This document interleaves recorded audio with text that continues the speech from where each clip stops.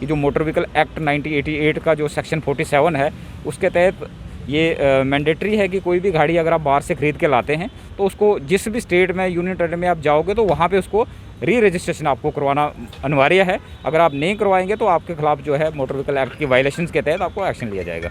करेंगे हम जिस तरह से एजेंट सिस्टम जो है वो काफ़ी सदियों से चलता आ रहा है, हर डिपार्टमेंट में रहता है, वो तो आपको भी पता है। तो इन एजेंट्स को अगर इनके थ्रू काम हो जाते हैं तो इनको क्यों नहीं लाइसेंस इशू कर दिए जाते हैं, जिससे जो काम करवाने जा रहा है उसको भी एक भरोसा रहे और डिपार्टमेंट को भी एक भरोसा रहे कि हमने इसको लाइसेंस शुदा एजेंट जो है, क्योंकि बड़ी सारी जगहों पर देखा जाता है कि धोखाधड़ी बहुत ज़्यादा देखने को मिलती है। देखिए, जो ये एजेंट सिस्टम वाला जो लोग कुछ ये कर रहे थे इस टाइप का काम, अब उनका काम ख़त्म हो चुका है। जैसे आप अगर हमारे आरटीओ ऑफिस का अगर एग्जांपल ले लो तो जब से ये ऑनलाइन सर्विसेज स्टार्ट हुई हैं या जब से बाकी चीज़ें जिसमें अब लोगों को खुद आने की ज़रूरत नहीं है तो एजेंटों की रिक्वायरमेंट ही नहीं रही है कोई। गवर्नमेंट ने एक डिसीजन लिया हुआ कि यहाँ पे लाइफ एक्सटेंड हो रही है। जो लाइफ होती है गाड़ी की वो रजिस्ट्रेशन के बाद 15 साल के लिए होती है। उसके बाद जो लाइफ है, जैसे कमर्शियल व्हीकल्स की अगर मैं बात करूँगा तो उसकी लाइफ जो है 6-6 महीने के लिए बढ़ती है और subject to the fitness of vehicle. जैसे 15 साल जिसकी गाड़ी की एज हो जाती है उसके बाद उसको 6 महीने के लिए फिटनेस होती है, उसी 6 महीने की उसकी लाइफ है। अगर वो फिर से गाड़ी फिट रहेगी तो फिर उसकी लाइफ बढ़ेगी और मैक्सिमम लिमिट जो है 25 साल है। जो हमारे प्राइवेट व्हीकल्स हैं, कमर्शियल व्हीकल्स, उनकी लाइफ जो है 5-5 साल के लिए बढ़ती है। तो उनके लिए मतलब इतना कोई 6 महीने का फिटनेस का इशू नहीं है उनका। आ जाओ एक मिनट। आप देख रहे हैं न्यूज़ शेयर इंडिया और मैं हूँ अरफाज़ मडैंग। आज हम महेशपुरा चौक में हैं और यहाँ पे आज वैक्सीनेशन सेंटर जो है वो लगाया गया है खासकर ड्राइवर व कंडक्टर्स के लिए। और हमारे साथ आरटीओ जम्मू मौजूद हैं, इनसे हम बात करेंगे। सर, क्या कहना चाहेंगे आज जो यहाँ पे कैंप लगाया गया है? देखिए, जैसा आप जानते हैं कि सरकार ने एक डिसीजन लिया है कि जो भी ड्राइवर्स और कंडक्टर्स पब्लिक ट्रांसपोर्ट जैसे buses, mini buses, taxis, autos जो चलाते हैं उनको एक स्पेशल कैटेगरी में लाके यहाँ पर उनकी जो 18 से 45 साल के बीच जो लोग ये ड्राइवर्स और कंडक्टर्स हैं इनकी वैक्सीनेशन का डिसीजन लिया है। उसी कड़ी के तहत हमारे 5-6 दिन पहले भी ये कैंप चलते रहे थे आरटीओ ऑफिस में, वेयर हाउस नीचे जो हमारा बोर्ड ऑफ इंस्पेक्शन का ऑफिस है। लेकिन कुछ ड्राइवर्स और कंडक्टर्स जो थे वो रह गए थे, उस वक्त लॉकडाउन था। तो आज ये यहाँ का जो प्रेसिडेंट मिनी बस एसोसिएशन है, इनकी एक रिक्वेस्ट थी कि हमें यहाँ पे कुछ ड्राइवर्स और कंडक्टर्स के लिए यहाँ पे मेडिकल टीम भेजी जाए ताकि जो रह गए लोग हैं उनको भी करवाया जाए। तो उसी के तहत आज ये लोग यहाँ पे एक टीम आई हुई है।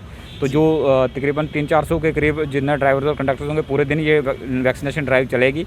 तो जो भी कंसर्न 18 से 45 साल की एज ग्रुप में है और वो बस और मिनी बस या किसी टैक्सी या किसी ऑटो का ड्राइवर है या उसके साथ कंडक्टर है तो यहाँ आके वैक्सीनेशन अपनी लगवा सकता है। तो मैं आपके माध्यम से लोगों से कंसर्न जो ड्राइवर्स और कंडक्टर्स हैं उनसे ये रिक्वेस्ट करूंगा कि इस कैंप का आप फ़ायदा लीजिए और अपनी वैक्सीनेशन जो है यहाँ पे ऑन स्पॉट रजिस्ट्रेशन हो रही है। अदरवाइज़ आपको अगर आगे पीछे आपने ट्राई करनी होगी तो आपको स्लॉट बुक करने में बहुत प्रॉब्लम आएगी। तो यहाँ पे जो ये ऑन स्पॉट रजिस्ट्रेशन है इसका फ़ायदा लीजिए। तो यहाँ पे ये ऑर्गेनाइज़ किया हुआ मिनी बस ऑपरेटर्स के जो एसोसिएशन है उन्होंने यहाँ पे ऑर्गेनाइज़ किया और हमारे जो ARTO board of inspection Jammu है, ईशा मैडम है, यहाँ पे ARTO हेडक्वार्टर है, सलीम साहब हैं, बाकी जो हमारे मोटर व्हीकल इंस्पेक्टर्स हैं, तो ये सारी टीम यहाँ पे शाम तक इनका कोऑर्डिनेट करेगा ताकि ये सक्सेसफुल ड्राइव रहे और सारे ड्राइवर्स और कंडक्टर्स को इसका फ़ायदा मिले। अच्छा, अगर बात करें हम ड्राइवर्स व कंडक्टर्स में कहीं ना कहीं पढ़ाई लिखाई में थोड़े कम होते हैं, तो अवेयरनेस किस तरह से की जा रही है कि वो ज़्यादा से ज़्यादा आगे आएँ और वैक्सीनेशन करवाएं? देखिए, हमने प्रिंट, इलेक्ट्रॉनिक मीडिया, सारे साधन जितने भी हैं, सोशल मीडिया, सब पे लोगों को बताया। और ख़ासकर जो हमारे प्रेसिडेंट्स हैं इनके, हर जैसे आप जानते हैं कि हर बस का हर ग्रुप जो भी डिफरेंट 5-6 ग्रुप, जो 5 ग्रुप हमारे यहाँ जम्मू में हैं तो इनके प्रेसिडेंट्स हैं। जैसे टैक्सी ऑपरेटर्स हैं इनके प्रेसिडेंट है, अपना मेटाडोर ऑपरेटर्स हैं इनके प्रेसिडेंट हैं, ऑटो वाले हैं, सबके प्रेसिडेंट्स को हमने बुला के उनको बताया हुआ है कि आप अपने ड्राइवर्स और कंडक्टर्स को यहाँ भेजिए और उनका जो है यहाँ पे वैक्सीनेशन जो करवाइए। तो उसका बड़ा अच्छा हमें पीछे जो हमारे 5-7 दिन कैंप चलते रहे तो उसमें तकरीबन 2-3 हज़ार के करीब ड्राइवर्स और कंडक्टर्स को ये वैक्सीनेशन मिली। और आज भी मुझे लगता है कि ये जो आज की ड्राइव है इसमें भी 300-400 लोग जो हैं वो फ़ायदा लेंगे। सर, अब थोड़ा सा इससे हट के भी एक सवाल करना चाहूँगा आपसे। जिस तरह से गाड़ियों की लाइफ को लेके लोगों में एक जिज्ञासा बड़ी है कि कैसे वो लाइफ को आगे बढ़वा सकते हैं और जो बाहर की स्टेट से जो गाड़ियाँ यहाँ पे आती हैं उसके लिए क्या रूल्स हैं? देखिए, लाइफ तो J&K गवर्नमेंट ने एक डिसीजन लिया हुआ कि यहाँ पे लाइफ एक्सटेंड हो रही है। जो लाइफ होती है गाड़ी की वो रजिस्ट्रेशन के बाद 15 साल के लिए होती है। उसके बाद जो लाइफ है, जैसे कमर्शियल व्हीकल्स की अगर मैं बात करूँगा तो उसकी लाइफ जो है 6-6 महीने के लिए बढ़ती है और subject to the fitness of vehicle. जैसे 15 साल जिसकी गाड़ी की एज हो जाती है उसके बाद उसको 6 महीने के लिए फिटनेस होती है, उसी 6 महीने की उसकी लाइफ है। अगर वो फिर से गाड़ी फिट रहेगी तो फिर उसकी लाइफ बढ़ेगी और मैक्सिमम लिमिट जो है 25 साल है। जो हमारे प्राइवेट व्हीकल्स हैं, कमर्शियल व्हीकल्स, उनकी लाइफ जो है 5-5 साल के लिए बढ़ती है। तो उनके लिए मतलब इतना कोई 6 महीने का फिटनेस का इशू नहीं है, उनका 5 साल में एक बार फिटनेस होती है।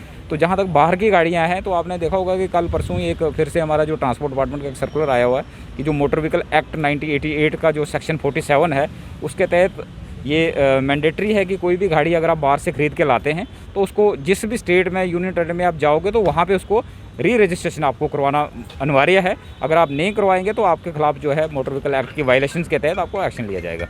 उसमें मतलब कोई मॉडल का भी कोई रहता है? देखिए, मॉडल जो हमारे जे.एंड.के में अगर मैं बात करूँगा तो यहाँ पे BS3 नॉर्म जो पोल्यूशन नॉर्म्स हैं वो BS3 व्हीकल जो है वहाँ पे बैन है। लेकिन वो बैन उन जिनकी अपनी व्हीकल्स हैं, जो बाहर गाड़ियाँ लेके रखी हुई थी उन्होंने ख़रीद के, अब वो यहाँ जम्मू में आ रहे हैं वापस या कहीं भी जे.एंड.के में आ रहे हैं, तो उनके लिए वो बैन नहीं है। हाँ, अगर आप कहीं से परचेज़ करके BS3 व्हीकल लाते हो तो वो यहाँ पे रजिस्टर नहीं होगी। तो इसलिए जो लोग भी बाहर से कोई गाड़ी खरीद रहे हैं तो वो ये ध्यान रखें कि BS4 हो, BS6 ले लें, लेकिन BS3 व्हीकल वो परचेज़ ना करें क्योंकि वो यहाँ पे री रजिस्टर नहीं होगी। और सर बात करेंगे हम जिस तरह से एजेंट सिस्टम जो है वो काफ़ी सदियों से चलता आ रहा है, हर डिपार्टमेंट में रहता है, वो तो आपको भी पता है। तो इन एजेंट्स को अगर इनके थ्रू काम हो जाते हैं तो इनको क्यों नहीं लाइसेंस इशू कर दिए जाते हैं, जिससे जो काम करवाने जा रहा है उसको भी एक भरोसा रहे और डिपार्टमेंट को भी एक भरोसा रहे कि हमने इसको लाइसेंस शुदा एजेंट जो है, क्योंकि बड़ी सारी जगहों पर देखा जाता है कि धोखाधड़ी बहुत ज़्यादा देखने को मिलती है। देखिए, जो ये एजेंट सिस्टम वाला जो लोग कुछ ये कर रहे थे इस टाइप का काम, अब उनका काम ख़त्म हो चुका है। जैसे आप अगर हमारे RTO ऑफिस का अगर एग्जांपल ले लो तो जब से ये ऑनलाइन सर्विसेज स्टार्ट हुई हैं या जब से बाकी चीज़ें जिसमें अब लोगों को खुद आने की ज़रूरत नहीं है तो एजेंटों की रिक्वायरमेंट ही नहीं रही है। कोई मैक्सिमम लोग क्या करते हैं कि खुद ना आने के बजाय अपने किसी थर्ड पर्सन को पैसे देके टाइम बचाने के लिए किसी आदमी को लगाते हैं आगे। तो वो जब आपकी सर्विस ऑनलाइन है, जैसे आप हमारे जो रिसेंटली पिछले 5-6 महीनों में 19 सर्विस हमारी ऑनलाइन हुई है, हमारी जो रजिस्ट्रेशन है वो डीलर के पास चली गई है, तो आपको किसी भी RTO और ARTO ऑफिस में जाने की ज़रूरत ही नहीं है।